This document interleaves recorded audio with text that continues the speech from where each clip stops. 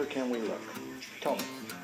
If it's not going to happen in the church where you're going to draw a line and say marriage is sacred, it is holy, it is to be preserved, even if it means at the inconvenience of some, this institution must be carefully guarded, even not at the church, then where? Where are we going to go? Television? Well, one guy's got 4 wives? Where are we going to go to exalt marriage to the holy place where it belongs? It's here, isn't it? It's in God's Word, it's in the church. And so this is the ideal. Now, marriage is not just, or adultery is not just something that is revealed in an action.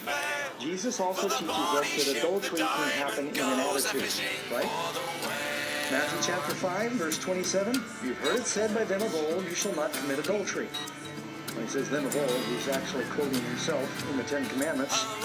But I say to you that whoever looks at a woman to lust for her has already committed adultery with her in his heart.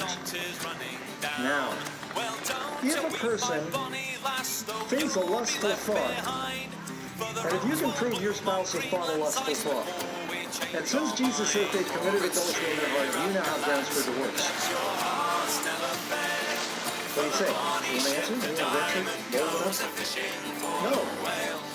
Because there is a difference between a thought and an act. Think about this for a minute.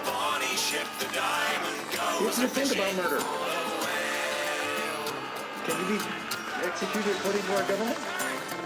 No. Because a person thinks a murderous thought doesn't mean they are a murderer. They're not going to be prosecuted as a murderer because they think a thought. Now, if you conspire, if you get the tools and the weapons and you're going to plan it, yes, that's a different story. But thinking a thought is not the same as doing it. And I've had some people who said to me, Pastor Doug, I may as well go ahead and do it because I'm thinking about it. And Jesus said, if you think about it, it's the same thing. Now, he doesn't say it's the same thing. He's trying to show you that he not only wants us to keep the 7th commandment and not literally commit adultery or fornication, he's trying to tell us, I want you to do it in your heart as well. Because if you're keeping the commandment in your heart, you will keep it in your marriage. And I want to remind everybody, especially our young people or any singles here, the 7th commandment is not just for married couples. The 7th commandment is for everybody, because that covers the subject of fornication. And that's any kind of sexual activity outside of marriage. And so we're all called to holiness. He says, blessed are the pure in heart, they will see God. He wants us to be pure in our heart. So Jesus wasn't saying, well, you're thinking it, you may as well do it. He's saying, if you'll be saved in your heart, if you let me recreate your heart, you won't have to worry about the letter of the law because you'll be keeping the spirit of the law. You'll automatically keep the letter of the law when you keep the spirit. Isn't that right? Don't you have to first think it in your heart before you act it out? And let's face it, in the world, people treat sex like shaking hands. That's not the way it is with Christ. The Bible isn't changed. Yes, our culture is changed, but the truth is not changed. Jesus said, I am the Lord, I do not change. What needs changing is we do. God's church needs to start being a light on the hill, showing the world what holiness looks like. And that means in our lives, in our homes, in our marriages. Peter describing his age, and it's not much different from ours. 2 Peter chapter 2, verse 14. Having eyes full of adultery that cannot cease from sin, enticing unstable souls. You notice it starts with a look, and that lingering look, did it get David in trouble? Proverbs 9:17, stolen water is sweet, and bread eaten in secret is pleasant. People think, well, it was a secret rendezvous. No one will know. Solomon goes on to say, but he doesn't know the dead are there, and that her guests, speaking of an harlot, are in the depths of hell. Adultery does not begin below the belt. Adultery begins above the neck. It starts in the mind.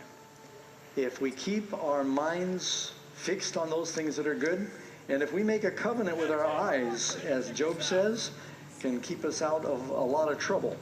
You look, for instance, in Job 31, verse 1, look away and live. He says, I have made a covenant with my eyes. Why then should I look upon a young woman? We've got to learn how to bounce our eyes when you see something that's not right.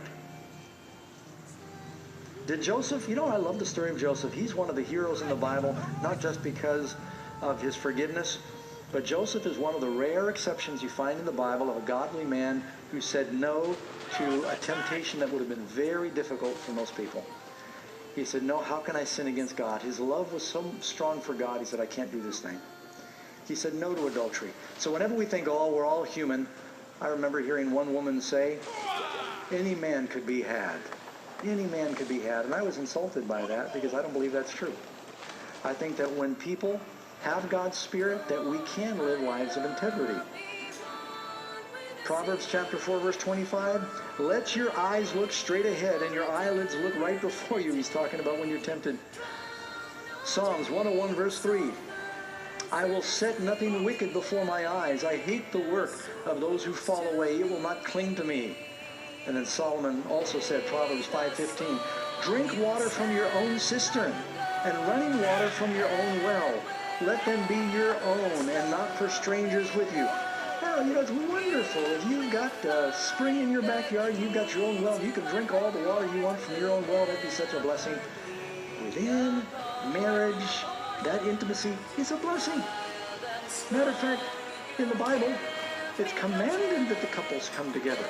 So much of the marriage counseling that happens is almost never because couples are having too much sex. It's because they're not having enough. If the truth be known, 9 times out of 10, that's a problem. And so within marriage, it's a wonderful thing. But outside of marriage, with someone that is not your spouse, that's where it's a problem. Now, having said all this, I think it's pretty clear what adultery is and that it's a sin. I want to also make it clear it is not the unpardonable sin. Have you ever wondered? And even divorce and remarriage without biblical grounds, the Bible does not call that the unpardonable sin. After David sinned with Bathsheba, was that a forbidden adulterous relationship? Yes, it was. In every way. Connected with murder. Did David suffer? Did Bathsheba suffer? David lost 4 of his sons.